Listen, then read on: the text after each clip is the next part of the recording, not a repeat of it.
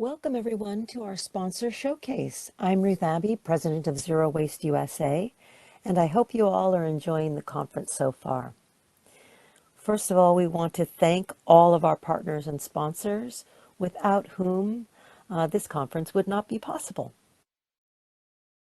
Let me introduce you to our Day 1 sponsor showcase, featuring Urbanor, the Carton Council, Zabel, Zero Waste Associates, Gaia, Green Education US, Payzone, and SBM Management. Tomorrow, we will feature the Day 2 sponsor showcase, so come back to hear about ILSR, Cascadia, SureClose, SCS, R3, Strategic Materials, Recyclist, Ripple Glass, HF&H, Race to Zero Waste, and Green Waste. But first, let's hear from Zabel.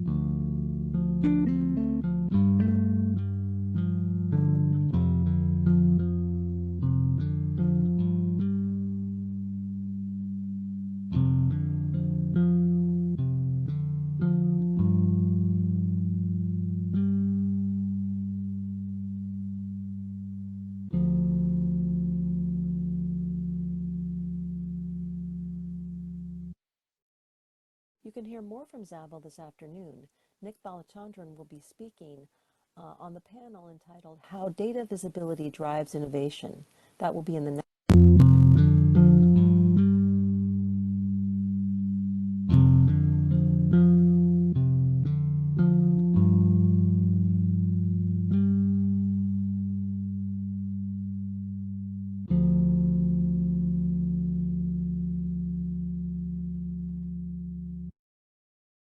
You can hear more from Zabel this afternoon. Nick Balachandran will be speaking on the panel entitled How Data Visibility Drives Innovation. That will be in the next concurrent session beginning at 12:45 Pacific. SBM Management is a soft services company focusing on custodial and sustainability services. Their team of subject matter experts supports zero waste initiatives through dedicated on-site staff or with customized consulting services, including true zero waste certification, education campaigns, waste audits, site assessment and baseline evaluation, upstream and vendor analysis, plus innovative technologies to improve your sustainability performance. Sue Beets-Atkinson, the Global VP of Sustainability, spoke earlier today on the Measuring Reduce in Food Services panel. But you can still catch Amy Marpin, the Director of Sustainability, who will be speaking on the How Data Visibility Drives Innovation panel in the next concurrent session at 12:45 Pacific. Now let's hear from Urbanor. My name is Max Wexler. I am the Operations Manager at Urbanor, the reuse, retail, and recycling eco park, mission-driven for-profit since 1980 in Berkeley, California. Welcome to my office. On June 2nd, the Berkeley City Council adopted a resolution authorizing the city manager to extend its contract with Urbanor for another 3 years. Importantly, the new contract reinstates Urbanor's salvage service fee, meaning that the company will be compensated for every ton that it rescues from the transfer station and then sells for reuse and recycling. The resolution was written by Berkeley's Department of Public Works and was passed on the consent calendar. It states that, quote, the new contract will allow the city to continue reduction of landfilling reusable materials and support the city's zero waste goal to reduce materials to be landfilled. In 2019, Urbanor salvaged 824 tons from the Berkeley transfer station. So some history is that Urbanor has salvaged in Berkeley since 1980. In the year 2000, the city, which owns and operates the transfer station, began paying Urbanor for its salvage service for two main reasons. First, the enforcement of AB 939 took effect, a state recycling bill that incentivized local jurisdictions to meet California's diversion targets. Second, Urban Ore was being forced to move to its current location after getting evicted from its former site. So the invention was elegant indeed. It recognized that reuse and recycling are not free. Just like any disposal service, there are significant costs of labor and capital, particularly labor in our case. And if the city pays X dollars to send 1 ton of material to the landfill, then doesn't it make sense for the city to pay at least X dollars to keep the same stuff out of the landfill? So now, many years later, the salvage service fee has been reinstated. And for the first time ever, and this is important, Urban Ore is getting the exact same amount, which is $47.74, as Waste Management is receiving from the city to dispose of it at the landfill. So this is good news not for only Urban Ore, but conceptually it's a game changer because it recognizes that zero waste services deserve at least the same amount of compensation as do waste services, because zero waste services create a variety of economic, environmental, and social benefits that wasting does not. And actually, one can quite reasonably make the argument that zero waste services should be paid more than the alternative, with the cost of externalities and all that, but this is a good start. So first, economically, the city's landfill tipping fees decrease proportionally to our salvage service payments. In other words, what the city pays us, they would be paying to Waste Management otherwise, so it's a direct wash to the city. However, Urban Ore's goods and services create interesting economic multiplier effects that landfilling does not. For example, we provide inexpensive quality goods to our customers, thus saving the local community money and increasing the profit margins for other small businesses. For example, contractors buy lumber and vintage door hardware from us at the lowest prices available. A shameless plug, but true. We also pay out about $100,000 to customers annually in both cash and stored credit in exchange for dropping off high-quality items for us to resell.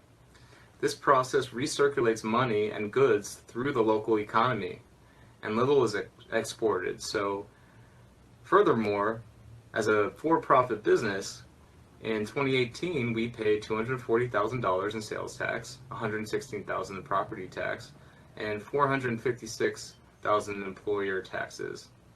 In a normal non-virus situation, we employ 42 staff, which translates to 31 FTE. Environmentally, it's a big win that helps the city reach its zero waste goals.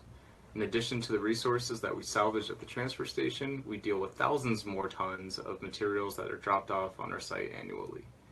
We also have a crew doing pickups from residences and businesses throughout the Bay Area. Our salvage staff are trained to identify hazardous materials at the transfer station and communicate with city staff to ensure responsible handling. That's in our contract. Last but not least, there are intangible but very real social and community benefits at Urban Ore. We serve as the stage for a vibrant community of artists, teachers, builders, collectors, environmentalists, hipsters, do-it-yourselfers, you name it. Our customers are from every socioeconomic background and are as diverse as you will find. It's a beautiful thing. In summary, the question for City Council was, with two equal cost options, how do we want to allocate the city's funds? Do we want to allocate it to Urban Ore, which generates all of the aforementioned benefits, or do we want to allocate it to the largest owner of landfills in the world, which involves a handful of people and some heavy equipment burying the same stuff in a landfill at the headwaters of an upland creek that drains into the San Francisco Bay? The answer that City Council decided was yes, this makes sense, and we want to continue our unique public-private relationship with Urban Ore for at least another 3 years, and we are thrilled to share this news with the world. We want this model to spread everywhere there's a transfer station so that we can continue to achieve our mission, which is to end the age of waste. And you can hear more about Urban Ore tomorrow. Max Wexler will be speaking on our Reuse Revolution panel at 1 p.m. Pacific.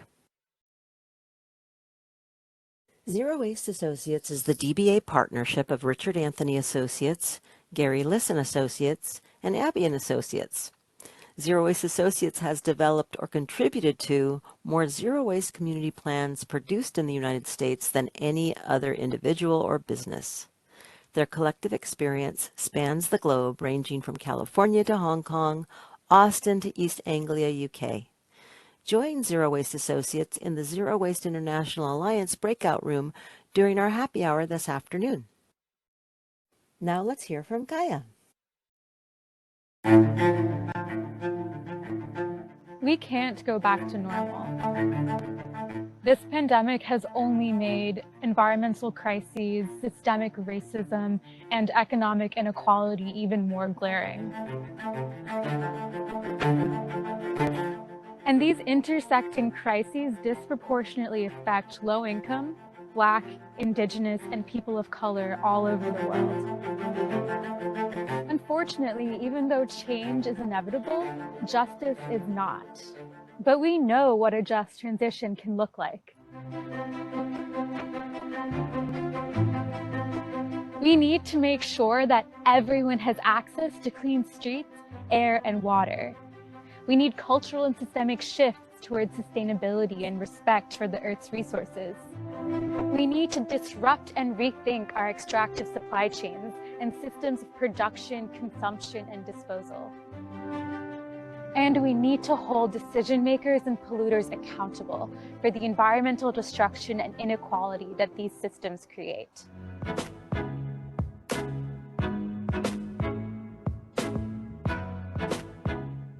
Zero waste is more than just an environmental solution. Zero waste is also a holistic tool of social intervention towards well-being for all.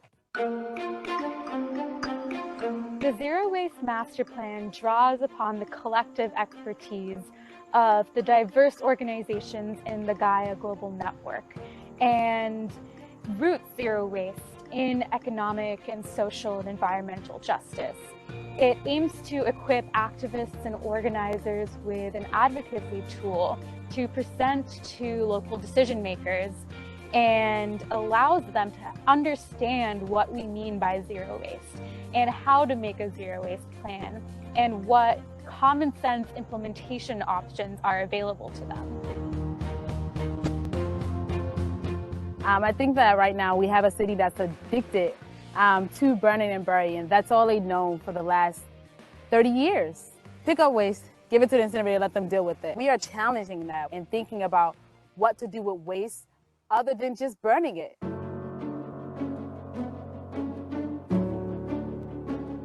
The Zero Waste Master Plan has talked about a lot of these challenges with organizing, with getting involvement and buy-in from the city. And I want to say that it is a great plan for communities that are trying to get started with moving towards zero waste, and even communities that's in between right now. Environmental damage and climate change don't know borders. The actions that one city takes affects everyone. And I hope that people recognize the intersections between zero waste and other issues and are able to come together to advocate for zero waste in their cities using the master plan. I wish we had a master plan when we first started. This will inspire many of other communities to step up and do what they know. They are on the right side. They are on the right side to shut down these incinerators and protect their communities. And I think the master plan will give them that support that they need. Check out our website to download the Zero Waste Master Plan and join a global community of activists, organizers, and sustainability professionals working towards a resilient zero waste future.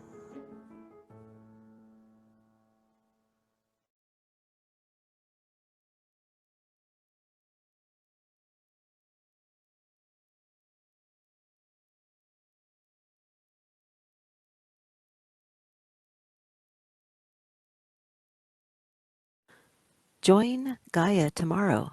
Aditi Varshnaya will be moderating the community's leading Zero Waste Organics Infrastructure panel at 3 p.m. Pacific. Green Education US offers online learning for sustainable resource management professionals. Green Education US connects industry-renowned experts in the fields of zero waste, sustainable resource management, recycling, waste reduction, reuse, and composting with individuals and businesses around the world. Join Green Education US during our happy hour at 4 p.m. Pacific.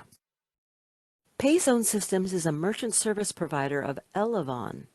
Elevon is a leading global provider of payment services providing integrated payment processing to more than 1.3 million merchants worldwide, with a processing volume of $300 billion. Elevon solutions, including credit card and debit card processing, electronic check services, are tailored to meet the needs of customers managing small businesses in the retail, restaurant, hospitality, B2B, medical, education, and the public sector businesses.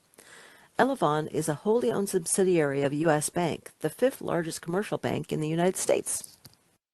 Now let's hear from the Carton Council. Food and beverage cartons are used to package a growing number of products and can be recycled. Made primarily from paper, cartons are an excellent source of high-quality fiber for creating a wide variety of paper products, including tissue grades, printing and writing papers, and food packaging. Recycling cartons ensures they go on to have a second life. Sistana Fiber in De Pere, Wisconsin is an example of a facility in the U.S. that recycles cartons. When bales of food and beverage cartons arrive at Sistana from materials recovery facilities, or MRFs, they are unloaded from a truck and loaded into a hydropulper.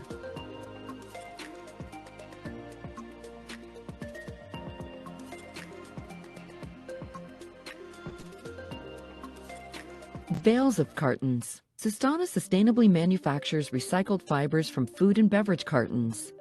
This recycled fiber then goes on to be used to make a broad range of products, including paper towels, toilet paper, tissues, copy paper, and food service packaging.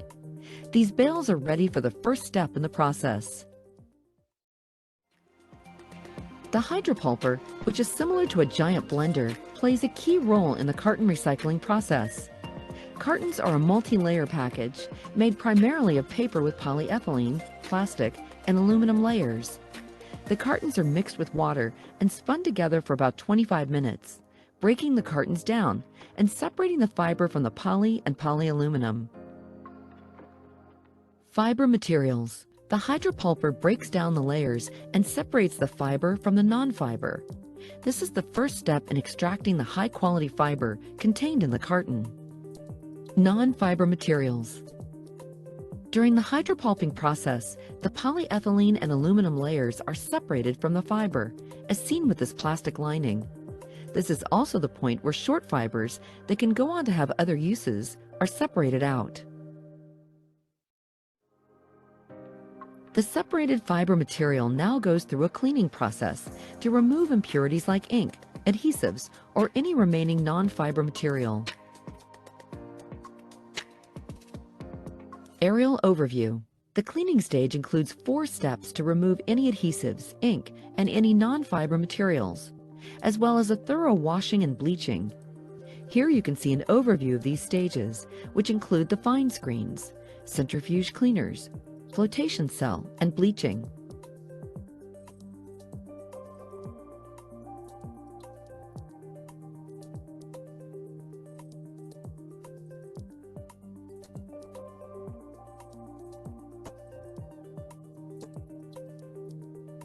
Fine screens.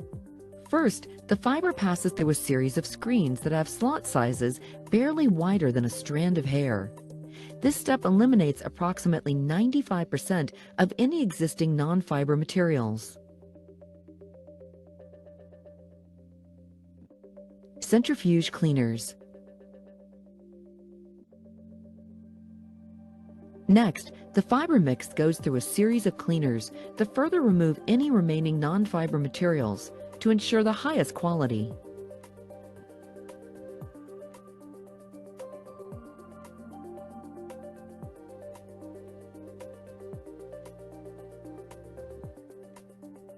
Flotation cell. Air Water is added to the fiber mix through a process that separates and removes impurities.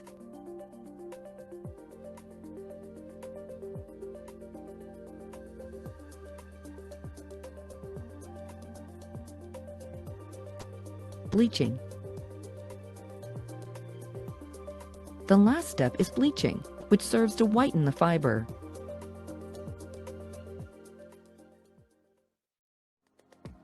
After finishing the thorough cleaning process, the fiber enters the final stage and is transformed into sheets, which are cut and baled and then ready to leave the facility. Aerial overview. Here you can see the wet lap machine, which removes additional water. Then the fiber is cut into sheets and ready to be shipped to paper mills.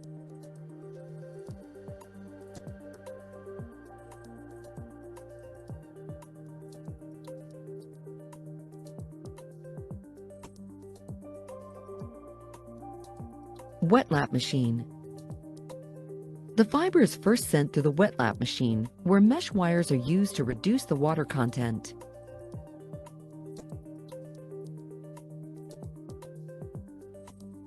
Cutting the bales. After additional water is removed, the fiber is cut into large sheets.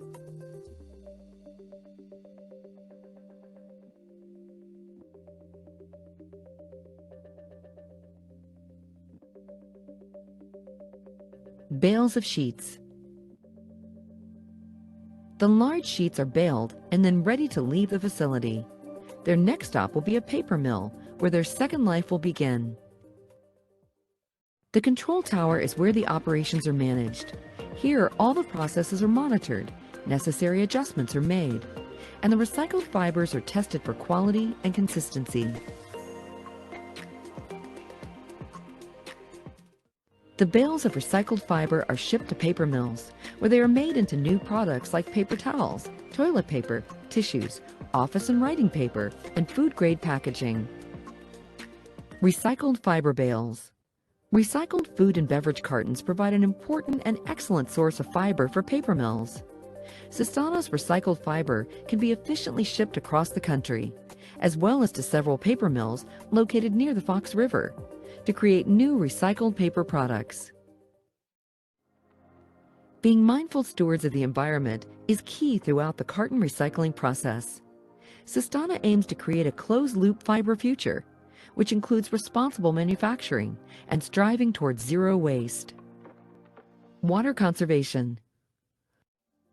While water plays an important part throughout the carton recycling process, water conservation remains a priority. As Sistana fiber, water is recirculated during the recycling process. Their life cycle assessment found that their recycled fiber, EnviroLife, uses 9 times less water than non-recycled pulp to produce. Using the non-fiber materials. The short fibers that were separated out can be used for animal bedding, land farming, and grass seed coating. Contributing to Sistana's goal of zero waste, the remaining plastic and aluminum material can be used for fuel pellets to produce industrial or residential heat. A circular economy is built on the life cycle of materials and resources that have already served a purpose and can be extended for new uses. We embrace the circular economy of recycled food and beverage cartons, as it is better for business, the environment, and our society.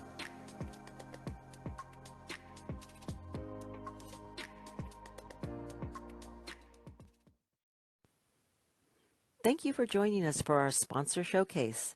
Come back tomorrow and hear more about our wonderful gold, silver, and bronze sponsors, and join our partners and sponsors this afternoon at our 4 o'clock Pacific happy hour.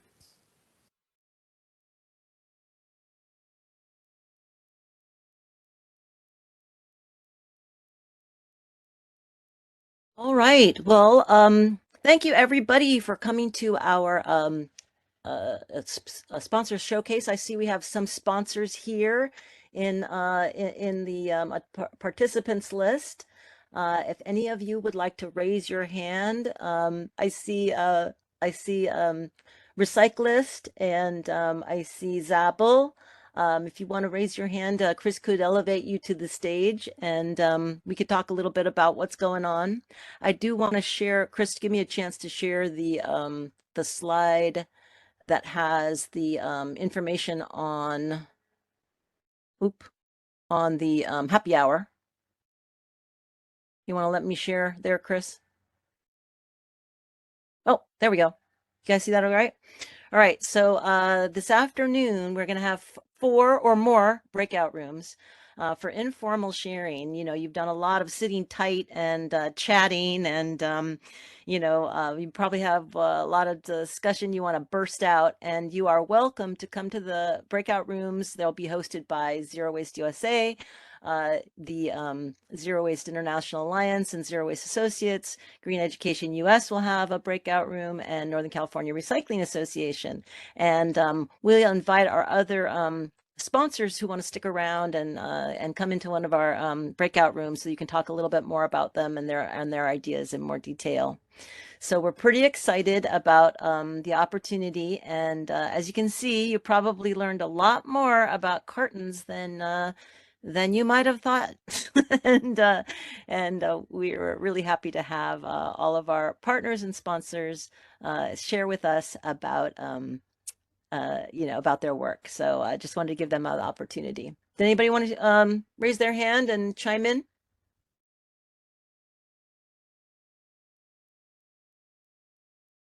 Okay. If not, you're shy. You're going to come at 4 o'clock. That's going to be good. So I turn it over to you. Do you want to? It looks like Nick Balachandran had a question. Oh yeah, you want to unmute him and see if he wants to come up on the stage? Thank you, Nick. Thank you for your sponsorship. Hi, can you hear me? Yeah. Oh, thanks, Ruth. Yeah, sorry, I was trying to unmute myself, but I didn't realize that you had to unmute me.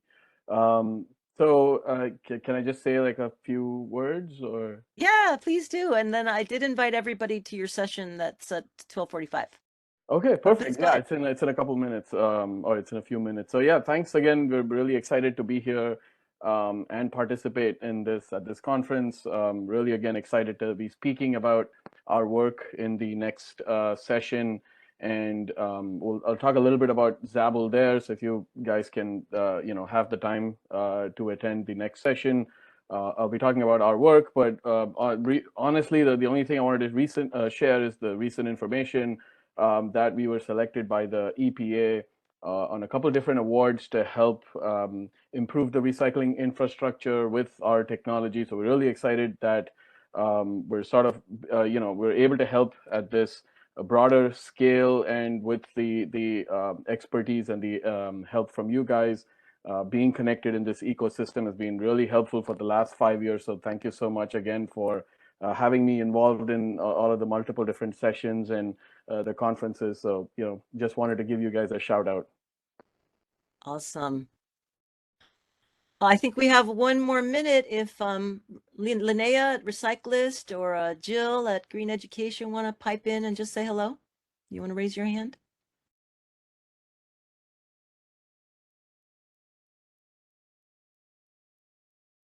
Yeah, there's Linnea. You want to elevate Linnea there, Chris, for a minute? Yeah, you're a co-host now, Linnea. You can unmute. Oh, great. Awesome. It's been promoted. Well, hi, everybody. Thanks for having us. Thanks for the invite to come up, Ruth. Here, how do I lower my hand? There we go. I just posted a link in the chat to add to the job listings. Recyclist is hiring for a couple of technology job openings, so I thought I'd throw our name out there in case folks are looking, but it's an honor to sponsor. And we really appreciate being able to work with everybody who is associated with the Zero Waste Conference, including NICRA and everybody else contributing. We've been doing a lot of work here at Recyclist now, and if anybody would like to learn more about the products that we're building, we don't have any speakers at the sessions this week. But if anybody is interested, I'll throw my name in the chat, my email in the chat, and I'm happy to talk more zero waste and technology with you. Thanks so much, Linnea.